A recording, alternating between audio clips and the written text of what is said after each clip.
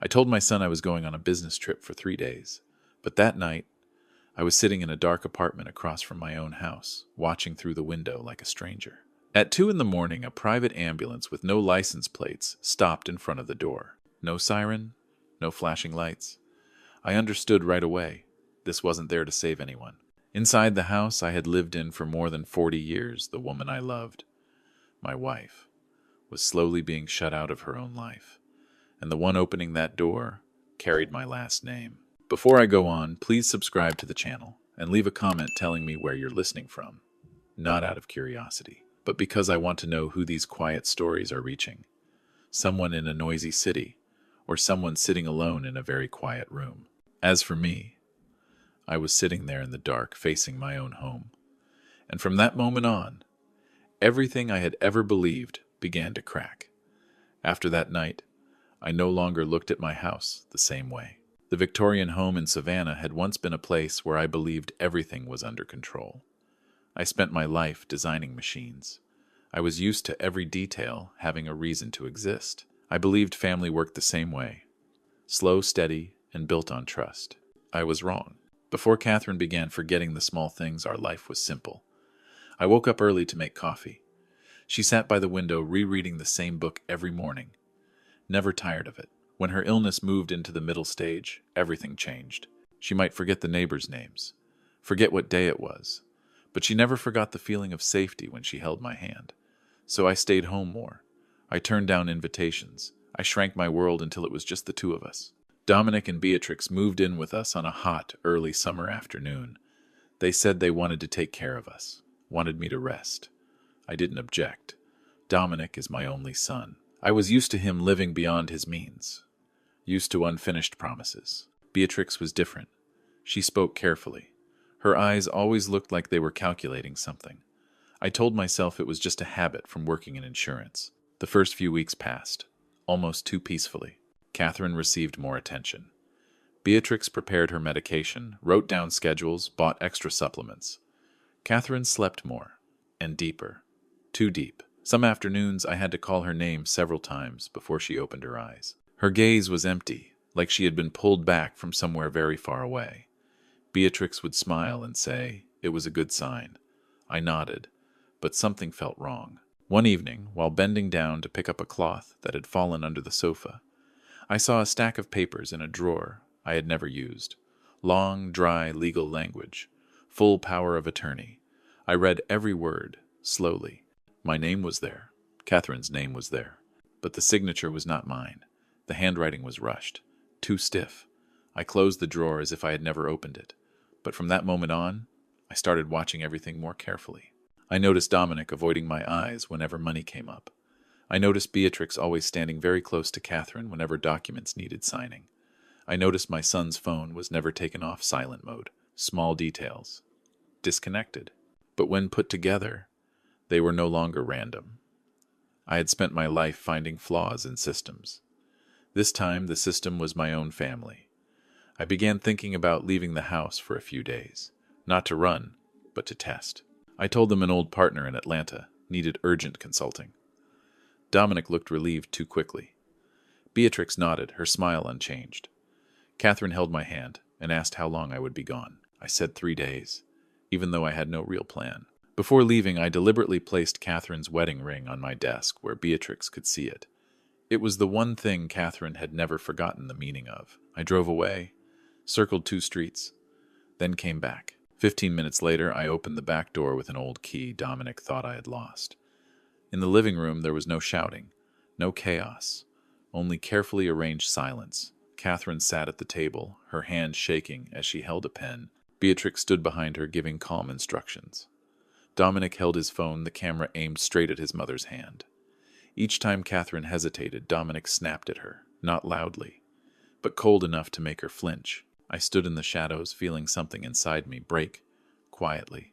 I withdrew without leaving a trace, not out of fear, but because I needed to see the entire picture clearly. I went to Franklin's attic apartment across the street. He had lived facing my house for more than 30 years.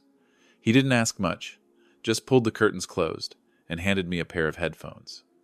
"I've suspected it for a long time," he said, his voice rough. and I don't like suspicion without proof. When I put the headphones on, the sounds from my house came through clearer than my own heartbeat. I knew then that my fake trip was the only thing keeping Catherine safe. And I also knew what lay ahead would leave no room for a father's innocence ever again. I didn't sleep that night. Not out of fear, but because my mind had shifted into the same mode it used to enter when I stood in front of a flawed design. Every sound coming through the headphones was steady, clear, almost cruel. Beatrix's footsteps on the wooden floor, Dominic closing doors harder than necessary, and in the middle of it all, Catherine's misplaced silence.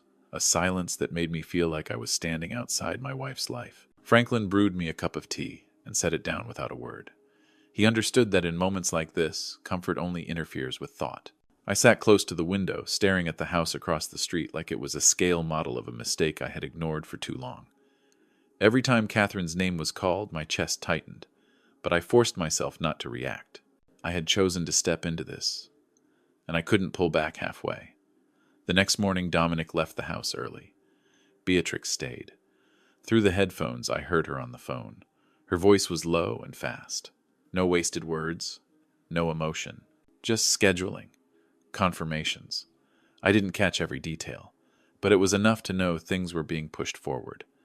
I looked at Franklin. He nodded, as if we were both reading the same invisible warning. Around midday, Beatrix brought out a new tray of pills. She explained everything to Catherine in a voice that was almost too gentle. I heard the sound of pills dropping into a glass of water. I heard Catherine ask the same question twice. Beatrix answered patiently, but beneath that patience was a hidden urgency. When Catherine finished drinking and went still in her chair, I clenched my hands until my knuckles turned white. Franklin placed a hand on my shoulder. "You're doing the right thing," he said softly. I wasn't sure where the right thing even was anymore. I only knew that if I crossed the street, then I would break everything before understanding it fully.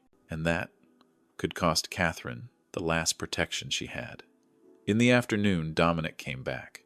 The two of them talked in my study, the room where I once drew the final designs of my career. Now it echoed with words I never thought I'd hear from my own son. They talked about paperwork, deadlines, options in case things didn't go smoothly. No one spoke of Catherine as a person. She was just a variable to be controlled. I began taking notes, not on paper, but in my mind. Timing, tone, the way they hesitated when something felt off. I realized Beatrix was always leading. Dominic only repeated things, sometimes unsure, but never objecting. That hurt more than the betrayal itself. I had raised him long enough to know his silence now was a choice. By evening, Franklin turned on another device. The sound became clearer, closer. I heard drawers opening, papers being carefully stacked. Beatrix said everything needed to be finished before the weekend. Dominic asked if there was any risk. The answer came fast and cold. No, not if it's done properly. I never heard the word safe anywhere in that exchange. As night settled over Savannah, the house across the street stayed lit later than usual. Catherine didn't go upstairs. She was seated in the living room, a fresh stack of papers in front of her. Beatrix pulled a chair closer, her hand resting on Catherine's shoulder like a gesture of care. But through the headphones, I heard her voice change. Lower, harder. Dominic stood behind them, his phone raised once again. The scene repeated itself. But this time, I understood it. I stood up on instinct. Franklin stopped me. "Not yet," he said. I looked at him, wanting to ask how much longer. But the answer was already in my ears. They weren't rushing. They were confident. And that kind of confidence only comes from believing you cannot be stopped. Near midnight, the doorbell rang. Not long, not urgent. Beatrix answered. A man's voice followed. He introduced himself with a name and a title I had never heard before. His voice was smooth, practiced, used to being trusted. Franklin looked at me, his expression darkening. "This is the next step," he said, "and this is why you have to stay here." I looked back at my house. The living room lights cast distorted shadows on the walls. I knew I was standing at a line. If I crossed too soon, I could pull Catherine out, for a moment. But if I waited just a little longer, I could close this door for good. Not just for tonight, but for the rest of her life. I sat back down, tightened the headphones, and for the first time in my life, I prayed that my ability to stay cold would be strong enough to protect the only person I was still afraid to lose. I stopped measuring time by a clock. I counted it by the silences between the voices coming through the headphones. Each pause carried a different meaning, and that night, the gaps were unusually long. The stranger didn't speak much.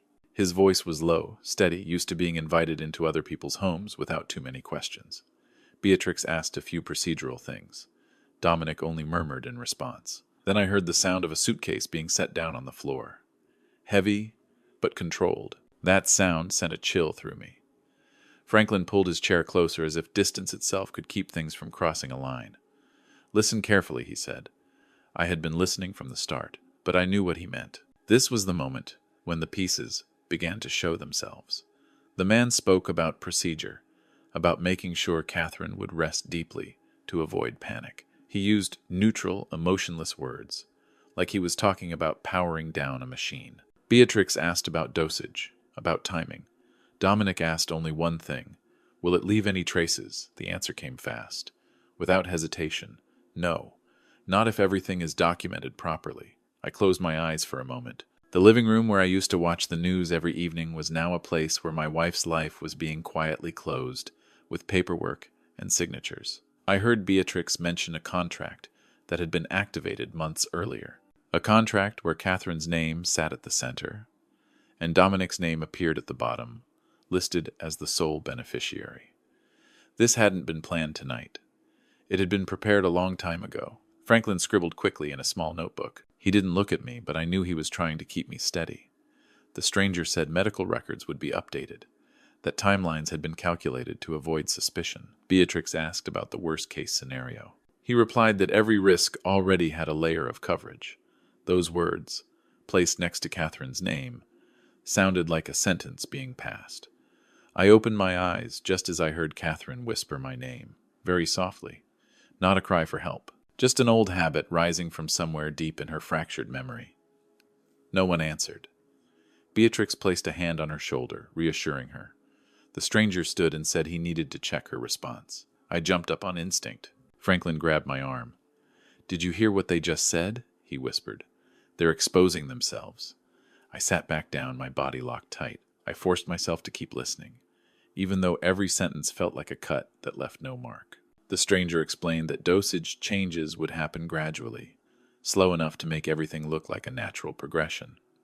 Beatrix asked when to call support services. He replied, "When the time comes, someone will arrive. No sirens, no noise." That line matched the image of the vehicle from the night before, and I understood that night had not been an accident. Dominic stayed silent for a long time. Then he asked something I never thought I'd hear. "What about my dad?" Beatrix answered for him, her voice sharper. "He won't have decision-making authority anymore." The stranger added that a competency evaluation was already prepared, that I would be described as emotionally unstable due to age and caregiving stress. My chest sank, not because I feared for myself, but because I realized I had been pushed out of my wife's life using the very things I had always trusted. Paperwork, procedures, legal titles. The conversation ended as quickly as it began. The stranger packed his suitcase. Beatrix walked him to the door, offering final instructions. Dominic didn't follow. He stayed behind, exhaled deeply, and said everything was almost done. Beatrix replied, "It has to be. There's no way back." I heard the door close, then a silence so long I couldn't tell where sound ended and my thoughts began. Franklin removed the headphones. "Now you know what they plan to do," he said slowly, "and you know why you can't act on emotion." I nodded. In my mind, things began arranging themselves into the familiar order of a blueprint. Objective, risk, evidence. I no longer just wanted to save Catherine from one night. I wanted to shut down the entire path they were on. I asked Franklin to replay the part about the contract and records. He slowed it down. I memorized every word, every pause. I needed to know what they had already prepared. And what they hadn't, I needed to know how fast I had to move. Across the street, the lights in my house slowly went out. Catherine was taken upstairs. Beatrix organized the papers. Dominic locked the door. When the house fell silent, I stood up. "Tomorrow morning they'll leave," I said. Franklin looked at me and understood immediately. "You're going back in," I nodded. "Not to confront them, not yet, I needed to see their entire archive, the place where tonight's words would become official documents. I needed to touch the truth with my own hands. Franklin placed a spare key in my palm, one he had kept for years, in case of plumbing trouble. Use the old passage, he said. And remember, you're not looking for answers for yourself. You're looking for evidence for Catherine. I looked at my house one more time. In the darkness, it was no longer a home. It was a structure hiding too many layers. I took a deep breath. Tonight their plan had spoken in its own voice. And tomorrow morning, I would walk into the place where they stored their manufactured memory and take back the truth they had locked away. Just as dawn broke, Dominic and Beatrix left the house. I heard the door close, the familiar sound of the car pulling away. I didn't need the headphones anymore. I knew this was the only window of the day when the house would expose its core. Franklin looked at me. He didn't ask anything. He simply opened the small door leading down a narrow staircase where the old tunnel began. It connected his wine cellar to my house. The passage had existed since the days when the property was used for storage. For years it had been nothing more than a story between two old men. Today it became necessary. The air underground was damp and cold. I moved slowly, one hand against the brick wall, to steady myself. Each step carried a thought. If I made a mistake, if someone came back early, there would be no second chance. But fear had already been replaced by something else. Clear, focused. I wasn't there to question my memory. I was there to find what they had tried to hide. The wine cellar door opened with an old latch. I stood still for a few seconds, listening. The house was silent, so quiet I could hear the wall clock ticking. I took the back stairs, avoided the living room, and went straight to Dominic's study. This room had once held the final drawings of my career. Now it was arranged with excessive precision, as if everything had been assigned a place. The first drawer held bills, more than I expected. Repeating amounts, late payments. I didn't stop. The second drawer contained property documents, brokerage contracts, overdue notices. At the bottom, a thick envelope with no name. I opened it. Inside were copies of a medical file, full color, properly stamped. Catherine's name appeared on the first page, described in smooth, professional language. I turned the pages. In the middle there was another assessment. My name. Carefully chosen words. Polite. Concluding that I was emotionally difficult to manage and unsuitable for long-term decision-making. I closed my eyes for a moment. Not from pain, but from understanding how prepared they were. This wasn't impulsive. It was layered, built deliberately. I set the file aside and photographed every page with the phone Franklin had prepared. I needed more than anger. I needed proof that couldn't be denied. I moved to a combination-locked filing cabinet. The code wasn't hard to guess. Dominic's birthday. The cabinet opened to neatly classified folders. There, I found the mortgage documents for the house. My signature sat at the bottom of the page, so familiar that at a glance, I might have believed it was mine. But I know my own handwriting. This was a carefully constructed copy. The signing date had been pushed back by months. I understood then why they were rushing. Time was no longer on their side. In the bottom drawer, I found correspondence with a legal office. The language was cold, precise. No mention of family, only assets beneficiary scenarios. I photographed everything, keeping my hands steady. Each image was a piece of the structure. I didn't allow myself to linger on any page. Emotion slows the hand. Then I heard a faint sound upstairs. I froze. My heartbeat slowed. Not Dominic. Not Beatrix. Lighter footsteps. Catherine. I stepped out of the study and stopped at the end of the hallway. She stood by the bedroom door, one hand on the frame, her eyes distant. She saw me, and for a brief moment, recognition flickered. "You're back?" she asked softly. I moved closer, but didn't touch her. I couldn't leave traces. "I'm here," I said, just enough to calm her. "Get some rest." She nodded and went inside. The door closed. I stayed there for a few seconds, making sure she had lain down. It was the hardest moment so far, and also the one that reminded me why I had to continue. I returned to the back stairs and went down into the cellar. Before leaving, I checked everything once more. No fingerprints, no displaced objects. Everything had to return to its exact place. Only when I crawled back through the tunnel to Franklin's house did I allow myself to breathe. Franklin was waiting with a blank folder. I placed the phone on the table and transferred each image. He reviewed them quickly without expression. "This is enough," he said. "Enough that they can't deny it." I nodded. In my mind, the blueprint was complete. I knew where the next step had to happen. When, and with whom? Across the street, my house still stood there, calm as if it had never hidden anything. But I had seen its true archive, the place where memory was distorted, and truth locked away behind paperwork. I didn't need to listen in anymore. I had something stronger now, evidence. And when Dominic and Beatrix came back, I would not be standing in the shadows again. I came home that afternoon without rushing, without avoiding anything. The house was still there, the same steps, the same old wood scent I once loved. I walked in like a homeowner, returning at the right hour. Catherine was sitting in the living room, hands resting on her knees, eyes turned toward the garden. She looked back when she heard me. Her gaze wasn't clear, but it was enough for me to know she felt safe when I was near. I placed a hand on her shoulder, just a light touch. Then I went straight into the study. I set everything up exactly as planned. The projector went in the center of the living room. The cables were neat, unremarkable. I chose a low chair and placed it facing the blank wall, not for a presentation, but so everything could be seen clearly. I had learned something over the years. Truth doesn't need noise. It just needs the right light. After dark, Dominic and Beatrix came back with a man in a dark suit. I recognized his role immediately, by the way his eyes measured the room. They stepped into the living room and stopped when they saw the projector. Beatrix asked what I was doing. Her voice was calm, but there was a small rush at the end. I didn't answer. I invited Catherine to sit beside me. She did, quietly, her hand finding mine out of old habit. I looked straight at Dominic. "You wanted everything finished tonight," I said slowly. "Not a question." He opened his mouth, then stopped. Beatrix stepped forward. I raised my hand. I pressed the button. Light filled the wall. Familiar images appeared. Catherine's trembling hand. Blank papers. That steady, guiding voice. Then the sound came through. Calculated words. Cold language about records. About scenarios. No one spoke. The man in the suit stepped back.